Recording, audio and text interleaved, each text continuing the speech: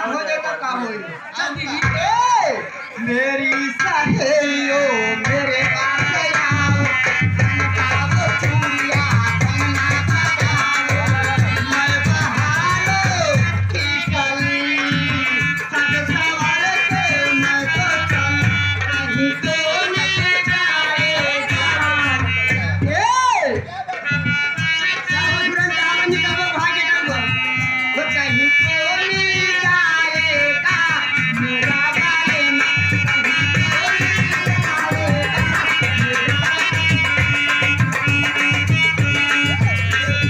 मेरी सहेलियों मेरे साथ आओ संतावो चूड़िया संता बजाओ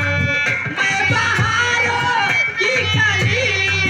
सजता के मैं तो चली कहीं तो नहीं जाएगा मेरा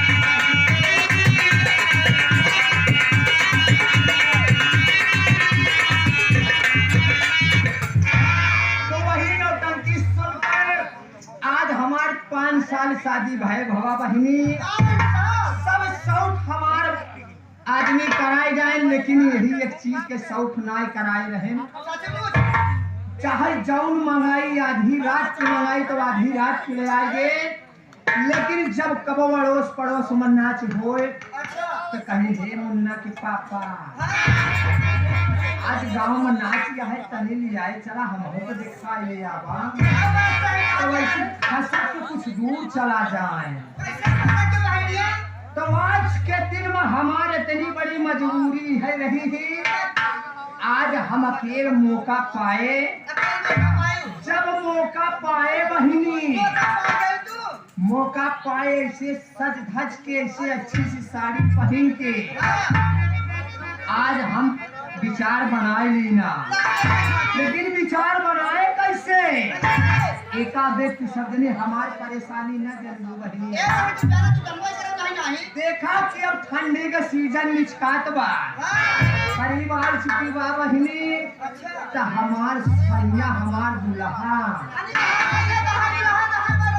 हाँ तो क्या हुआ यही ठंडी के सीजन में है छोड़ के हमार सैया गए कहा कहाँ चला गए तो हमार देवर देखा जैसे यह बैठा है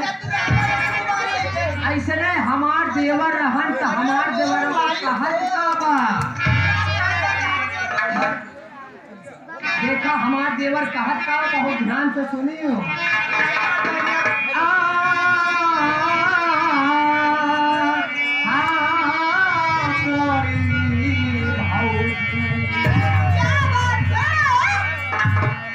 जब देवरवा इतना रहन से बोला तो हम कहत काही क्या कहा देवरवा जौन तू कहत चाहत है हम खुद ही बतावत है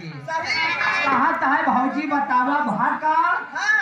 अरे सैया मोरे दुल्हा मोरे राजा मोरे बलमा अरे मोरे सैया जी चल गई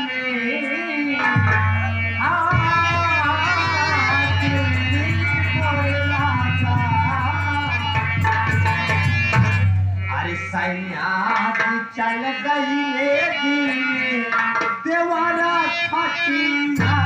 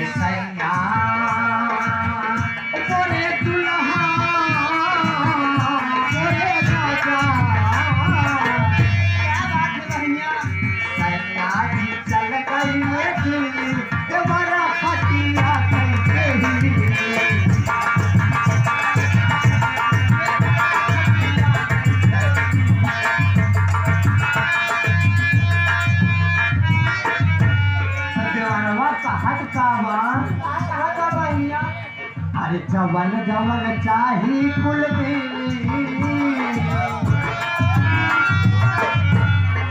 जवन जवन चाही घूमेली फौजी हो खटिया तू दही